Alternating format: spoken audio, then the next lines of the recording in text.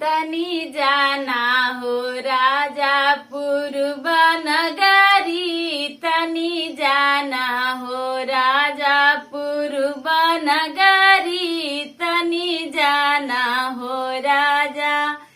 सास के लैहा साड़ी ननद के लैहा लहंगा, सास के लैहा साड़ी ननद के लैहा लहंगा, हमके ले अइहा रेशम ओढ़ानी, तनी जाना हो राजा पूर्व नगरी, तनी जाना हो राजा पूर्व नगरी, तनी जाना हो राजा। फटी जई है साड़ी मसकी जई है लहंगा, फटी जई है साड़ी मसकी जई है लहंगा, चमा चमा चमके रेशम ओढ़ानी, तनी जाना हो राजा पूर्व नगरी, तनी जाना हो राजा पूर्व नगरी, तनी जाना हो राजा।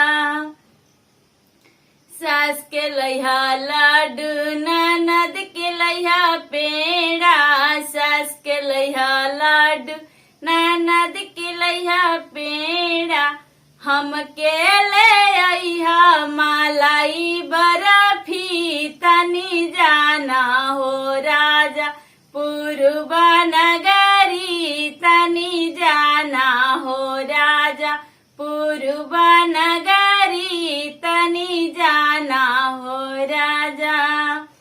फूटी जई है लाडू मसकी जई है पेड़ा, फूटी जई है लाडू मसकी जई है पेड़ा, रस से भरल बा मलाई बर्फी, तनी जाना हो राजा पूर्व नगरी, तनी जाना हो राजा पूर्व नगरी, तनी जाना हो राजा पूर्व नगरी, तनी जाना हो राजा।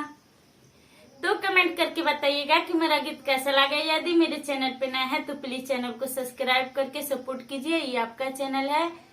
और इसी तरह के मजेदार झूमर गीत सुनने के लिए चैनल को सब्सक्राइब कर लीजिए।